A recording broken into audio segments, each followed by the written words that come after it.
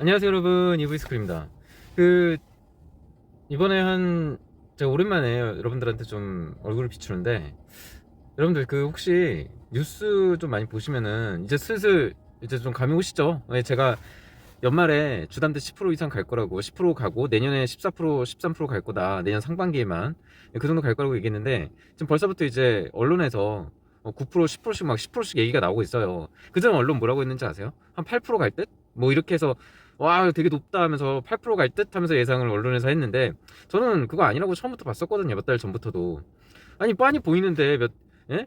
빤히 금리 인상 연말 주담대 10%안 갈 수가 없거든요. 왜냐면은 이게 여러분들 아시다시피 은행은 어떻게 보면 이윤을 추구하는 조직이란 말이에요. 사기업, 기업이란 말이에요. 이윤을 극대화하는 게 목적인 기업이에요, 은행도. 그래서 민간 기업 같은 경우에는 제1금융권에 있는 은행들도 다 이제 어떤 이익을 추구하는 이윤 추구 기업인데, 그런 기업들이 당연히 선제 대응을 하지 않겠습니까? 당연히 한국은행의 금리 인상은 기준의 척도로 활용할 수 있고 어떤 명분을 삼을 수는 있어도, 뭐 예를 들어서 그대로 따라간 기조를 제공하는 것 뿐이지 거기에 대해서 구체적인 어떤 수치나 이런 거를 한국은행과 꼭 보조를 맞춰야 된다는 법은 없어요. 하지만 어찌됐든 지금 굉장히 위기로 가고 있는 건 모두가 공감을 하고 있고, 또 한국은행 역시도 이제 금리 인상을 해야 되는데, 미국에 의해서도 한국은행의 기준금리가 결정이 되는데, 미국은 확실하게 이번에 0.75 자이언트 스텝을 할 거라고 예상이 되고 있고, 또 미국은 한국보다도 한 번이 더 남아 있어요. 올해 11월 달에 우리나라도 이제 하고 미국도 하고, 12월 달에 우리나라는 안 하고 미국은 해요. 그래서 금리 차가 1% 이상 훨씬 더 벌어질 거라는 얘기 예상을 많이 하는 게 그 때문이고, 이제 우리나라는 하지 않고 또 두 번이 한 번이 더 남은 상황이기 때문에 미국이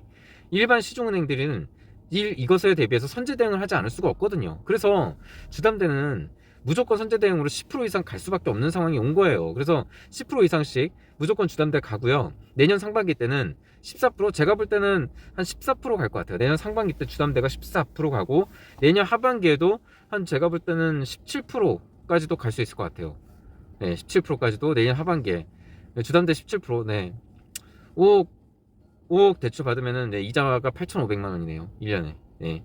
그런 상황이 와요. 그래서 지금 벌써부터 곡소리 나잖아요. 그리고 지금 저축은행들 지금 망한다 어쩐다 얘기 나오고 있잖아요. 제가 뭘 했어요? 제가 지난 방송에도 얘기했잖아요. 저축은행들 그만큼 자금이, 유동자금이 되게 부족하고, 이게 다 일반 건설이나 PF 자금 벌써 얘기 나오고 있잖아요. 뭐 파이낸스, 프로젝트 파이낸싱이라고 해서 돈을 끌어 모은 거예요, 건설사들이. 그래서 그 건설사들한테 대출을 해주고, 이제 그 대출이 이 건설사들이 이제 분양이 안 되고 미분양에 속출하고 부동산 시장이 완전히 얼어붙어 버리니까 도산 위기가 이제 몰려오면서 은행에 돈을 떼이는 상황이 오게 되면 어떻게 되죠? 망하죠. 도산하죠. 은행 도산해요. 그래서 저축은행들이 그런 거에 굉장히 취약하거든요. 재무 건전성이, 유동성이 굉장히 그만큼 열악하고, 그러니까 돈이 없는 거예요. 그리고 돈은 줘야 되는데, 그러니까 저축은행이 이제 막 나서가지고 뉴스에도 나왔잖아요. 뭐 선제 대응을 한다 어쩐다 하지만 그건 사실 뭐 명분일 뿐이고, 속사정은 아예 위기예요. 속사정은 위기인 거예요. 속사정은 돈이 없는 거예요. 돈을 끌어다가 뭐랄까, 이제 프로젝트 파이낸싱에서 저축은행도 이제 이자를 누군가에게 줘야 될 거 아니에요. 외국인 투자자든 국내 어떤 은행 적금 예금자들이든 줘야 되는데, 그게 모자라니까 그걸 이제 줘야 되는 상황이 와서 다시 자꾸, 그러니까 뭐랄까 해야 되죠?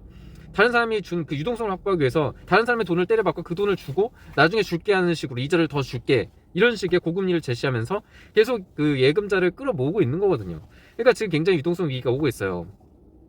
저축은행부터 제가 볼 때는 시작이 될 것 같고, 기업들도 그만큼 굉장히 어려워질 거라고 제가 분명히 얘기했어요. 부동산에 대해서 주로 얘기했지만, 더 문제는 기업 부채가 제가 이 문제라고 굉장히 많이 강조를 했잖아요. 기업 부채도 굉장히 문제고, 근데 제가 뭘 했어요? 기업 부채 때문에 금리를 올리지 않는 우를 범해서는 안 된다라고 했죠. 왜? 기업 부채 때문에 금리를 안 올리면은 더 어려워지기 때문이에요. 그러니까 한두 명만 죽고 끝나면 끝날 수 있는 한두 명이 죽고 다른 사람은 살 수 있는 거를 모두가 죽으려고 하는 방향으로 끌고 가면 어떻게 되죠? 다 죽어요. 그래서 물가 안정도 뭐 안 되고, 지금 계속 물가도 계속 오르고, 물가도 못 잡고 있고, 그러니까 아무것도 못 잡고 있는 거예요. 금리를 올릴 수가 없으니 환율을 또 치솟고 있고, 환율 지금 1,400원 뭐 왔다 갔다 하잖아요. 제가 볼 때 이번에 금리 인상하면 어떻게 될 것 같아요? 그리고 다음 달에 또 금리 인상하면 어떻게 될 것 같습니까? 환율 폭등해요. 또 그거 일시적 현상인 거 찍어 누르고 있을 뿐이에요. 근데 그 찍어 누르는 그 돈의 총알의 한계가 오면은 그때 또 치솟기 시작한다니까요. 보세요. 내년에 내년에 분명히 국민연금 때문에 문제 엄청 심각해질 것 같아요. 제가 볼 때는 연기금이나 어떤 공공 그 국민들의 세금이나 세수나 이런 것들 굉장히 문제가 될 것 같거든요. 제가 볼 때 외환보유고나 이런 것들이 굉장히 많이 빠져나가고 올해도 두 번의 그 금리 인상이 돼 있는데 계속 빠져나갈 거예요. 그리고 우리나라 기업들의 재고, 삼성의 재고, 현대의 재고는 쌓이고 있어요. 안 팔려요. 물건 회전이 안 되고 있어요. 제가 그리고 누누이 강조했던 지난 방송에서 뭐라 그랬어요. 유동성 확보가 안 돼요. 그러니까 그 유동성 확보가 안 되는 거죠. 물건이 회전이 되고 판매가 돼야지 그 어떤 사이클을 그 돌리고 공정을 돌릴 수가 있는데 회전이 안 되니까 자금이 아주 그냥 돈줄이 말라버리고 얼어붙어 버리는 거예요, 시장이. 그런 상황에서 누가 설비 투자를 하고, 예? 그런 상황에서 돈맥경화가 일어났는데 어떻게 했어요? 그래서 제가 뭘 했어요? 비용 줄이는 방법 중에 가장 확실한 방법이 뭐라 그랬죠? 인건비 줄이는 거예요. 인건비를 확 줄여버리는 거예요. 인건비를 확 줄여버릴 수 있는 방법이 지금 있는 사람들 그만두고 나가고 뭐 푸르메 사태에서도 보셨듯이 하루아침에 그렇게 기업들이 갑자기 망할 수가 있다니까요. SK나 삼성도 남 일이 아니에요. SK나 삼성은 돈이 그래도 자본금을 쌓아놓고 돈을 쌓아놓고 있긴 하지만 그 돈이 언제 말라버릴지 모르는 거예요. 지금 제가 볼 때 굉장한 총체적인 위기거든요. 지금 남일이라고 강 건너 불구경하듯 하는 그런 습관이 제가 문제라고 했잖아요. 그 내가 빗대서 뭐라고 했어요? 우물안 개구리. 가마솥 안에, 아니 우물안 개구리도 아니고 끓는 가마솥 안에 개구리라고 했잖아요. 기분 좋아서 물이 따뜻해지니까, 예? 기분 좋아서 이제 팔다리 쭉 뻗고 이제 거기서 이제 아 좋다 하면서 있다가 쪄 죽는 거예요. 그 안에서 지가 죽는지도 모르고. 지금은 한국의 국민들이 그런 상황이에요. 그리고 한국의 그런 경제 속에 있는 그런 국민들이 그런 개구리 신세 마냥 되고 있다라니까요. 그래서 제가 뭘 했어요? 그런 심리나 그런 어떤 마인드, 그런 정신 무장 상태 이런 게 우리나라는 굉장히 지금 피폐해져 있고 그 미래 세대에도 어떤 기대도 할 수 없을 만한 상황이 돼 있으니까 앞으로의 미래는 뭘 어떤 걸 기대할 수가 없어. 이 상황을 뭔가 역전을 시키고 그 역전으로 이제 치닫고 그 밟고 뛰어 올라야 되는데 그 끊는 가마선에서 뛰쳐나와야 되는데 아직도 정신을 못 차리고 미래 세대에는 더더욱 말도 안 되는 사고 보셨죠? 최근에 그런 것처럼 그 정말 어처구니 없잖아요. 좀 그거 보고 정말 말이 안 나오더라고요. 예? 그런 것처럼 어떤 극단적인 어떤 그런 뭐랄까요? 극단적인 자기애주의 뭐 이런 것들이 딱 티가 나는 거예요. 그래서 그런 것만 봐도 이제 앞으로는 우리 사회가 어떻게 될지가 보이는 거예요. 우리는 단체라는 것 자체를 아예 그냥 대를 위한 소의 희생 뭐 대를 위한 어떤 뭐랄까요? 단결? 뭐 협동? 이런 게 없어. 이런 게 없을 거예요. 앞으로는 정말 나밖에 몰라. 나 하나가 소중하고 누구 하나 나보다 먼저 가면 기분 나빠하고 나보다 먼저 가거나 자존심 상해하고 자존심만 우주 최고라서 막 엽기적인 막 그런 행동을 벌이는 거죠. 우리가 기존에는 지금까지는 생각할 수 없었던 그런 행위를 하고 정말 생각지 못했던 그런 돌발 행동을 하는 거예요. 그러니까 말도 안 되는 사건이 터지고 그러는 거죠. 앞으로 제가 볼 때는 어떤 그런 식의 제자리 걸음도 아니에요. 이거는 제가 볼 때 퇴행합니다. 퇴행. 이대로 가면은 제가 볼 때는 퇴행이요. 제가 볼 때는 그럴 수밖에 없는 구조가 돼버렸어요. 우리가 퇴행하지 않더라도 설사 100번 양보해서 우리가 발전을 하고 있다고 쳐요. 근데 문제는 뭐냐면은 대외적인 환경이 굉장히 우리에게 안 좋은 방향으로 흘러가고 있어요. 시간이 가면 갈수록 우리한테는 굉장히 불리해지고 안 좋아지는 방향으로 가고 있단 말이에요. 정말 지금 상황이 그래요. 어떻게 뭐 답이 없어. 정말 지금 상황에서 이게 너무 막 이게 십몇 년 전 혹은 지금의 젊은 세대가 태어나기 전부터 어떤 그 부모 세대들이나 어떤 그때 한창 젊은 세대들이 생각이 그렇게 바뀌어 있어야 되는데 그게 안 돼 있어. 지금 그게 안 돼 있고 그런 교육을 받아온 그 세대들이 이미 지금 우리나라의 일꾼 그 젊은 세대가 돼 있어.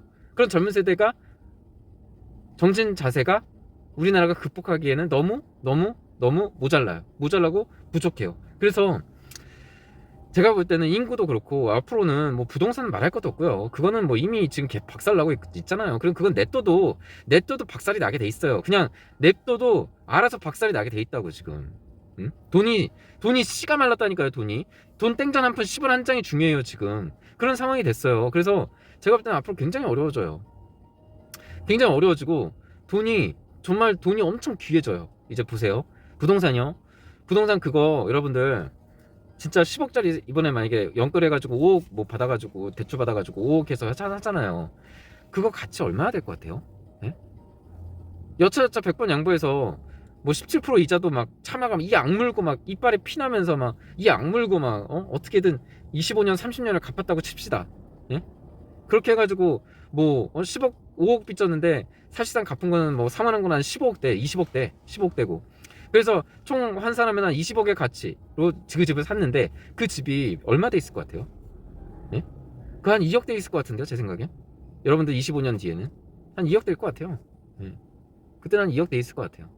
20억짜리를 환산했는데 그 10억 그 당시에 지금 당시에 최근에 불과 몇 년 사이에 10억이었던 집값이 그때 가면 25년 뒤에는 2억 돼 있을 것 같은데요. 2억은 돼 있을까? 2억도 안 돼 있지 않을까? 제 생각엔 그래요. 사줄 사람이 없다니까요. 제가 뭐라 그랬어요. 사줄 사람이 없고 집이 남아 돈다고 했잖아요. 그때 되면은 여러분들 집뿐만이 아니라 나와 있는 집이 지금보다 몇십 배는 많을 거예요. 살려는 사람들보다. 예? 이게 실감이 안 나세요? 부동산에 매물이 한 100건 있으면요. 예? 100건 쌓여 있으면은 하루에 막 10건씩 늘어나는데 보러 오는 사람은 하루에 한두 명밖에 없어. 이럴 수 있어요, 진짜. 왜? 집이 남아 도니까. 집이 있으면 또 다른 집 안 찾을 거 아니에요. 집값이 그렇게 떨어져가 있으면은 집을 살려는 욕구조차 없을 거 아니에요. 그러면은 집을 가지고 있던 사람은 자기만 그냥 살고 말지 집을 더 살 마음이 있겠어요? 돈이 있어도? 안 살, 없다고. 있던 것도 팔아버리고 일찌감치 정리했겠죠. 그럼 그 집은 부셔요? 남아있잖아요. 그 집은 남아있고 인구는 감소하고 있어요. 극속도로 감소하고 있다고요. 집을 살려는 필요성은 자산 증식이 안 되기 때문에 그 많은 돈을 내가 깔고 앉아있을 어떤 이유도 없는 거예요. 그럼 바보짓인 거예요, 이제. 예? 자산 증식이 안 된다니까요, 이제. 내 집을 갖고 있다는 안도감 혹은 내가 결혼을 해가지고 내 자식이 뭐 내 집을 갖고 있다는 뭐 안정감 뭐 이런 걸 찾고 싶으면은 할 수는 있는데 이젠 그마저도 어렵다라고 얘기했죠. 왜? 1인 가구가 늘어나고 있고 결혼은 점점 안 하고 애는 심지어 더 안 낳고 있어요. 예? 미래에는 어떤 보장도 없고 미래는 점점 암울해지고 있어요. 이거 저만 알겠어요? 아마 다른 사람들도 대부분 많은 사람들이 앞으로 계속 더 많은 점점 더 많은 사람들이 이 사실을 알게 될 거예요. 이 사실을 깨닫게 될 거예요. 앞으로 미래가 없구나. 부동산에 그 많은 돈을 내가 넣고 깔고 앉아있기에는 미래가 너무 불확실하다라는 거를 이제 깨달은 거라니까요. 그래서 앞으로는 더 많은 사람들이 더 많은 사람들이 시간이 갈수록 앞으로 이 시간이 흘러가고 미래가 되면 될수록 예? 미래 세대가 되면 될수록 이제 계속 생각에 그런 어떤 부동산 불패나 뭐 이런 기존에 있던 자산 증식의 방식에서 깨어있고 불안한 미래에 대해서 암울한 미래에 대해서 알아간다라는 거예요. 아는 사람들 점점 늘어난다는 얘기예요. 그런 상황에서 집을 사는 사람들이 늘어날까요? 줄어들까요?